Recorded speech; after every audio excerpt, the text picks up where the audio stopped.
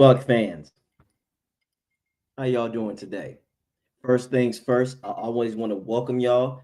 Welcome to AJ Turnup's Bucks pregame. But if you haven't already, fellow Buck fans out there, or people who are just fans of football, I need y'all to hit that subscribe button and check out Bucks Report the Aftermath with my co-host Slick and the Dude. You can check us out on Spotify. You can look us up on iTunes, iHeartRadio, or if you want to see our fantastic, handsome faces, you can check us out here as always. So I need y'all to look, subscribe to Bucks Report the Aftermath. Please do. And also, if you want to see me go really raw and talk football basics, I need y'all to check out AJ Turnup on TikTok and Twitter. But no further ado, welcome to another pregame episode. This is an important day. This is an important game. It's an important game because it's not only about putting the media and the masses on notice. It's about putting ourselves on notice. It's about the Tampa Bay Buccaneers fully being confident that they can take that next step to go for that Super Bowl, to have the mindset that we can be Super Bowl contenders. And I know it's only week 7, but you want to be able to beat the best to get in your way. That's in your way. And right now, that is the Detroit Lions.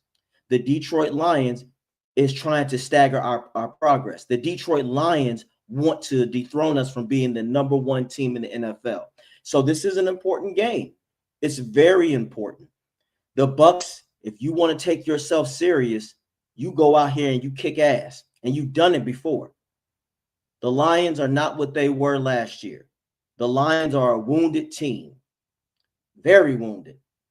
So you have to go out there and exploit it. And I don't want to hear any excuses, because right now, Buck fans, Buck Nation, everybody out there, they expect this Detroit team to win. They think that this team, because of not losing back-to-back losses since 2022, that is going to give them an advantage.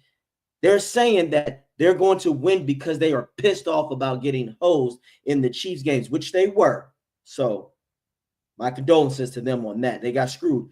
But all of a sudden, the offense for the Detroit Lions is going to be too much for this Buccaneers defense. All the cards, the Bucs are 6-point underdogs. Everything, a lot of the media, Colin Cowherd, oh, well, I just think that the Bucs just can't do anything and injuries are going to catch up. Yeah, they've been saying that. You have other hater-ass people out there, such as, let me go to his name. Let's talk about it. Mr. Peter Bukowski saying that the Bucs are beating mediocre teams in last-minute games and that we need to give Jordan Love the same energy for Baker Mayfield. This is what a lot of people think about the Tampa Bay Buccaneers, is a team that's exciting, but they're not going to go anywhere. They're not taking the Tampa Bay Buccaneers seriously. You can change that shit tonight, Tampa Bay. And what did I tell people? What have I been saying for the past 5 weeks that is making this Bucs team different and dangerous? The theme this year is breaking bad habits. They broke their first bad habit by winning on Monday night against the Texans. They broke their habit by beating the San Francisco 49ers, a team that was terrorizing the Buccaneers for 4 straight years. They beat the teams wearing creamsicle when that was a thing of the past and a disgust, when the Bucs were the Yucks. The Bucs are breaking bad habits. And let me tell you something. The Tampa Bay Buccaneers, your beloved Bucs, were doing this without being at full strength. They did this shit shuffling their offensive line. They did this shit with Mike Evans and Chris Godwin being out and McMillan. They did this shit with Gedeke out. They did that shit. Even when they came out flat against the Eagles, what did they do in the second half? They turned that shit back on when they didn't have to. And they made me happy because I was down there watching that Eagles game. I could smell the grass. But it's all right. Buccaneers, break that bad habit. We're breaking bad habits, and we will win tonight. We will beat the Detroit Lions. We will silence these media people because, well, we won't silence them. What we want them to do is make them feel stupid because too many people out there are just misinformed about the Bucs, the Peter Bukowskis of the world. You have other people. Shout out to Gerald McCoy, by the way, who was holding it down for the Bucs and trying to tell people football facts. Shout out to Rob Gronkowski for telling the media, no, the Bucs are the real deal. And this is why the Tampa Bay Buccaneers will win the game. But I'm going to give the keys to what the Bucs can do. And let's start on the offensive side because we got to, it starts with Baker. But more than that, I want people to realize for the offense, this is what Grizzard needs to do. What did I say earlier? The Detroit Lions are a wounded animal, which can make them dangerous, but vulnerable at the same time. The Tampa Bay Buccaneers go into this game playing an entire second string secondary. Now, I want to give you a little history and rewind on why you need to exploit that. The Tampa Bay Buccaneers in 2022 season under Tom Brady and Byron Leftwich were playing the Pittsburgh Steelers. They had a bunch of battered secondary people coming off the street. What was Byron's genius idea? To try to run the ball against a team that is good at stopping the run. And the Bucs were still dead last trying to run the ball. The outcome was we lost that game. Let's not repeat history, Coach Bowles. This game, I want to see 10 personnel. Spread the ball. Oh, and that's another thing that a lot of media folks did not pay attention to. Mike Evans is playing. Emeka Egbuka is playing. Oh, yeah. You thought before you acted. First of all, when Mike Evans practiced on Wednesday, how the hell did y'all not think that he was going to play this game? They weren't going to get him in there for nothing.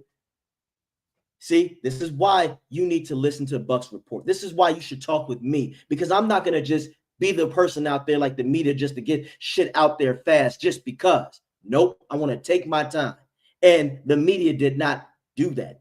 With Mike Evans' presence alone, with backups, you're going to have to bracket that man. Put him into the outside. Move him around. Put him in a slot here and there. He could be a decoy for most of the night, to be honest. But I got some more news. Emeka Egbuka's in here. So offensively, aerial assault, 10 personnel, run the spread, 11 personnel. And for people out there who don't know what 11 personnel is, that's one running back, that's one tight end, and that's 3 wide receivers. I'm starting swinging. I'm throwing passes, and I am going to make these second stringers earn it. Branch is out. Joseph is out. A dynamic duo in their safeties. I'm airing that shit out. Let's get crossing routes going. Let's get rollouts with Baker. I want to see pre-snap motion. Instead of just a jet, let's run the fly. Let's do return motion. I want to see Cade Otton used in certain passing situations. Make these linebackers earn every inch of a tackle they get. Let's take the lungs out of them. Let's make them have to worry about receivers coming across the middle of the field faster than them, and they have to run side to side. Let's take advantage that way. You have Emeka in there now. Let's test him out a little bit. Put him in Evans on the outside. Have Sterling Shepard play the Y. Then flip the script. Have Evans play the Y. Have Emeka play the X, because we know he can do that very well. It's a lot we can do on this offense. We can set up the pass tonight, ladies and gentlemen, in Grizzard is what's going to set up the run. I've been trying to tell everybody that the Bucs are still a pass team first. Bucky's not in here, but Rachaad White has been doing an outstanding job. Tucker been doing an outstanding job for filling in. But use the pass to set up the run, because if we are shredding their defense with the pass, they can't load the box. They cannot load the box. So now we can get them with the HB draws. Now we can get them with the tosses. Now we can run the rock at will, and we will be a well-balanced offense. But we got to be aggressive, Grizzard. We got to come in there and swing at them first. We got to.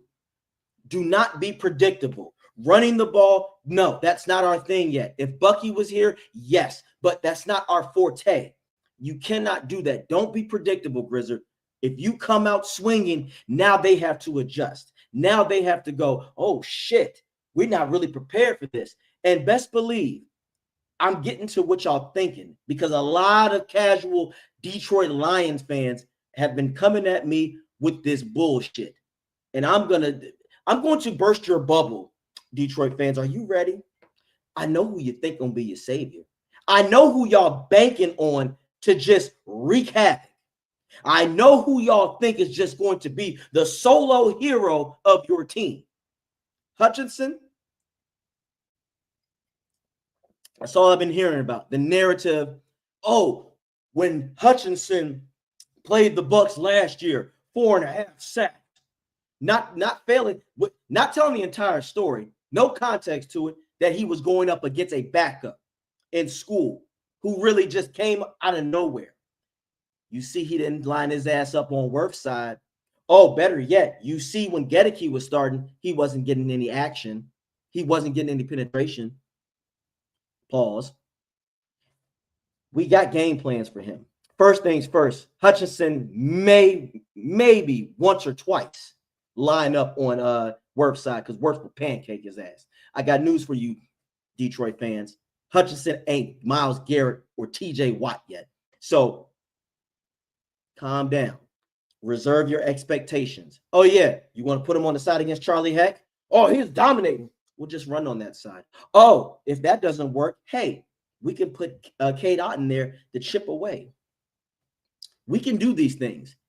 Because I've been hearing so many people talk about this, not realizing that Detroit is as a far more disadvantage than the Bucs when it comes to the injuries tonight. And I've listened to other podcasts, and this is no shot at them when I bring them up. I've listened to Joe Bucks. I've listened to Ira. I like listening to them. Those guys know what they're doing. But there's just certain things, and I get it. They're trying to be as unbiased as they can. But I'm going to give you the real. There's certain things that if the Bucs do not take advantage of this, it's going to be on coaching. The Detroit Lions are not what they were last season. They just aren't. They're not running the ball well. First off, they're using Gibbs more to be the blunt person, the blunt force, instead of using Montgomery. Amon-Ra, as great as he is, the one big flaw about the Detroit Lions, they do not have an X receiver. I know people talk about Williamson, but he is not a true X receiver. He's not consistent enough. Amon-Ra plays better at the Y. For people out there, that's the slot. He does his damage there. That's where he goes. And that's where the Bucs can take advantage. We'll get to the defensive side, offensive side in a second. Sorry, I'm just getting ahead. What I'm trying to get people to understand is that this Detroit team, especially on defense, it's going to be more of a liability. I don't think people realize, like Joe Bucks and them, I know you didn't know about Emeka, but with Evans alone, again, will command that double coverage.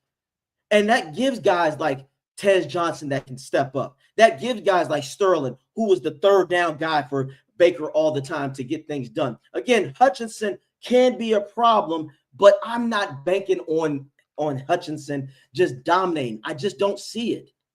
All right, I want to get to the questions. Dritz, anything new on Mech? He's playing. Dritz says first play of the game needs to be a quick screen to Mike or a shot to Mike one-on-one. I'll say this, Dritz. If it's one-on-one coverage, absolutely. Roll out, take a deep shot. JT Olsen says plant the flag, Bucks winning the day.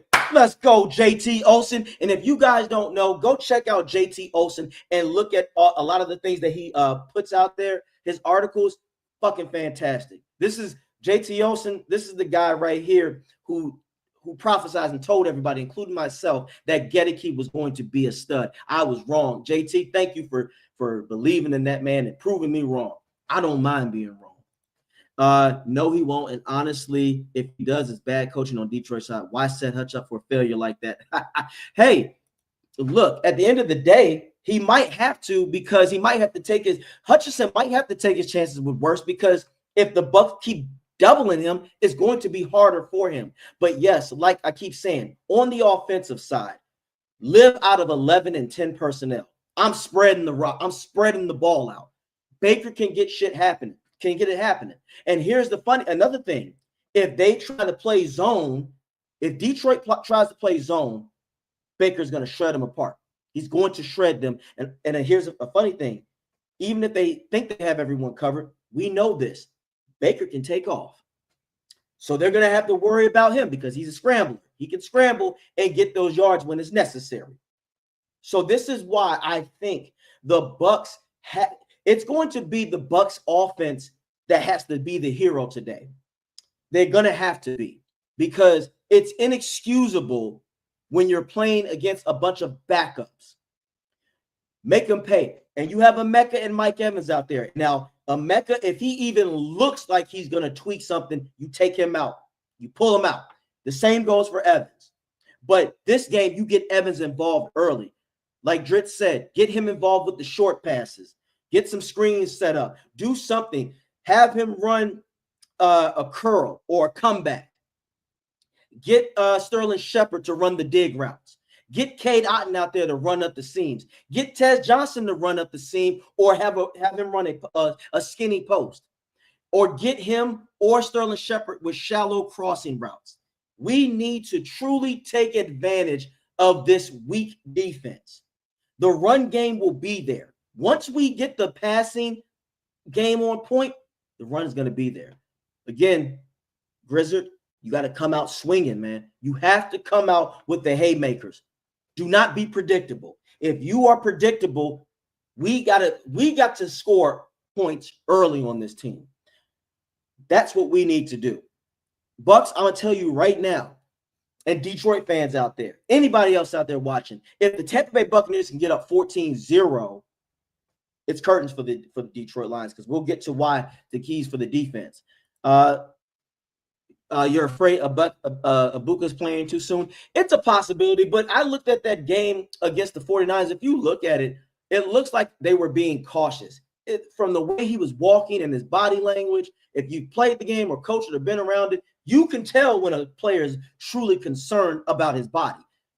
I think they took the precaution because they see that other receivers have been hurt and other players on the Bucs. They probably just said, dude, we're going to win this game. We don't need you to hurt yourself. We got to keep you healthy and fresh. So I'm not worried about Emeka, and I don't expect Emeka to get so many snaps anyway. Put him in there and let him do what he does best, running post as well. Get him in with a couple of short passes. Now, if the middle of the field is open, I do want to see him run that dig route, because he can run a dig route, man. So I'm not truly worried about Emeka. Evans, again, if there's one-on-ones, throw that shit to him. And besides, Evans is going to want that. You want to know why, ladies and gentlemen? He knows. He's trying to break that Jerry Rice record. Trust me, they're going to feed Mike Evans the rock. And Baker Mayfield is not going to be the quarterback to let his boy down. So I'm telling y'all that right now. Evans is going to have a good game today. I expect Evans to have between 80 and 105 yards and a touchdown. I think Cade Otton is going to get a touchdown. And I honestly think Emeka will get a touchdown. I see Baker throwing for at least 345 passing yards and 3 touchdowns. I do. Rushing attack, I see Rashad finishing somewhere between 50 to 70 yards. Tucker, I see him getting about 30 yards. So I think they'll run just efficient enough. Now, I hope you're right about Mike. Oh, I am. Mike is coming back with the vengeance. Mike is going to be hungry. Remember, y'all, this is the same area that we beat them in last year, but most importantly, we lost in the playoffs. I don't like Detroit right now. I don't like the hype machine around them, because that's all it is right now, is a hype machine. Is Detroit good? Absolutely. This game will decide who's the best team in the NFC. It really will be. This is the game right here. This is a showdown.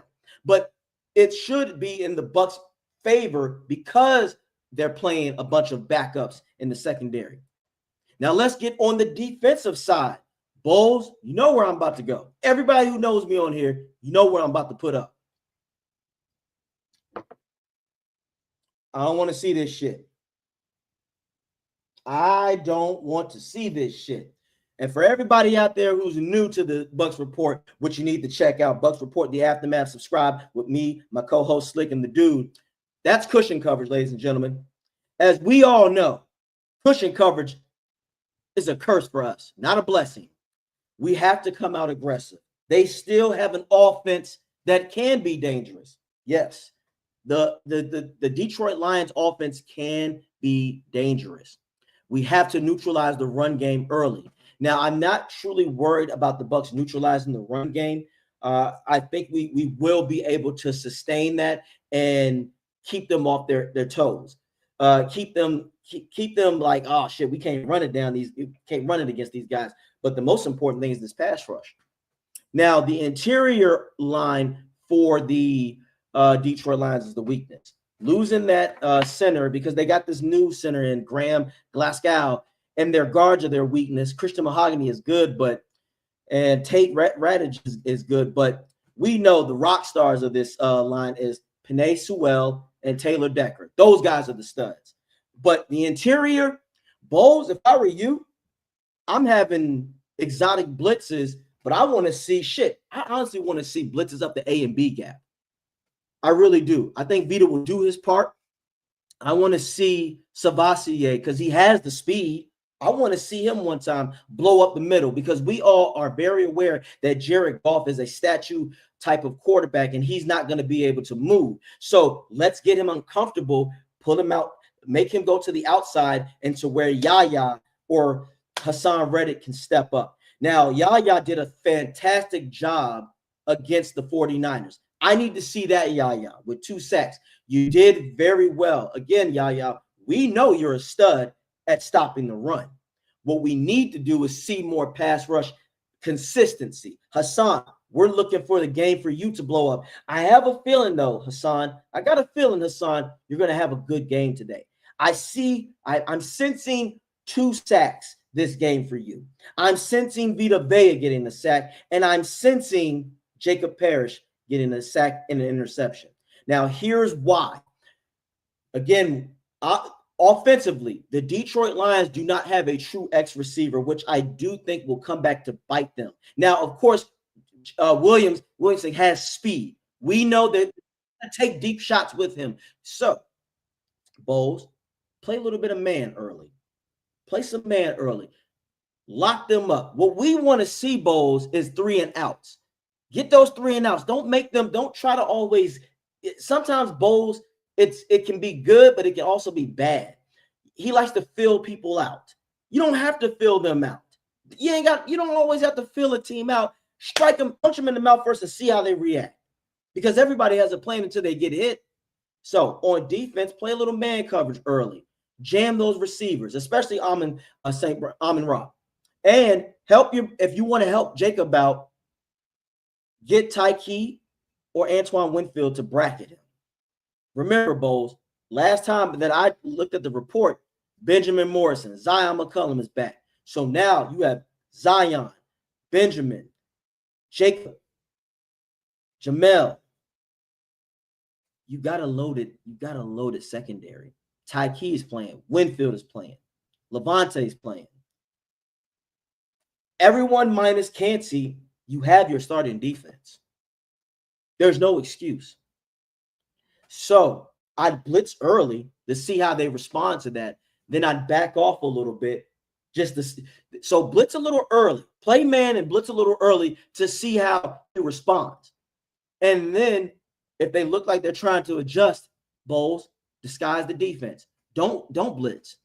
See if your front 4 can get there, and then you could drop back into some zone coverage and see what they can do. That should be your ultimate goal, Bowles. That should be your key. But you got to start early. What we do not want to do is have a shootout with them. Yes, I have all my faith in Baker, but this can be a statement game, Bowles, that you can put a good team away because they're wounded. So on offense, make life hard for them. Get those 3 and outs early. Get those 3 and outs and make shit happen. And then I'm going to get to this group quick because it's only a few things I need to say, but they got to get their shit together too. Special teams, do your fucking job. Special teams, no block punts. Special teams, no missed field goals. Special teams, do not allow the team to return the ball at the 50-yard line where they're damn near averaging that all the time. So special teams coach, get your shit together. Special teams, be special in a good way, not the other way. Josh, what's up? Detroit EPA play against man is 0.5 against zone. Is two. If you're going to blitz, you better run zone behind it. I can see that.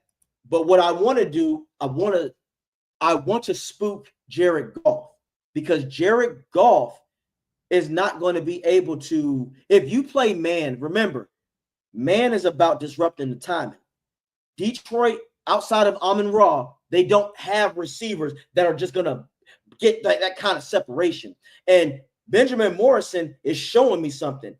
Benjamin Morrison was able to clamp up A.J. Brown. If he can do that against A.J. Brown, a top-tier receiver, I have all the confidence in the world that he can do that against Detroit's receivers. I love that Detroit likes to talk like their receiving core is just so stacked. It's not. Outside of Amon-Ra, the next best weapon in the passing game for them, and I'm bringing him up, is Sam Laporta. Sam Laporta is a stud. That's somebody we got to worry about. Now, either I would be comfortable of having Antoine Winfield bracket him or cover him if he's going to go out in the passing. And we also, Bowles, protect the flats. That's Jahmyr Gibbs' time. If they're going to throw the ball to him, they're going to get him in the flats. And be prepared for gadget special plays and trick plays. If you see something you don't like, Bowles, in the early half, call timeout. Call timeout. I disagree. Telstar and Jameson can perform well against press. I'm not saying don't do it. I just wouldn't pair it with the blitz. Joshua. All right, take it easy, Josh. But here's the thing, Josh. With Williams, if you can throw him off his timing. It's not about that. There might be a play where if we jam and we disrupt the time, and he might beat the corner, but because our blitz is getting there, it's that extra second that Goff can't throw the big one, and that's how he gets stripped. So the Bucs are gonna have to play smart tonight. But again, take advantage. Take full advantage of this team, Tampa. Make it happen. You have no choice. Handle your business. Let's shut the media up with this bullshit narrative about us. Seriously. This is Detroit right now. Yeah, we're the big bad boys. Yeah. We're Detroit. We haven't lost a backup game since 2022. We're gonna kick your asses, Bucs. We own you. I want us to walk into the Ford Field, not Ford Field, or whatever the fuck their stadium is. I want us to go into Motown and turn their asses into this. Gee willikers, we shouldn't have lost to the Bucs. Woo, we shouldn't have. We underestimated the Bucs. Woo, we got our asses kicked. We've been humble. We're humble. I want them to have humble pie.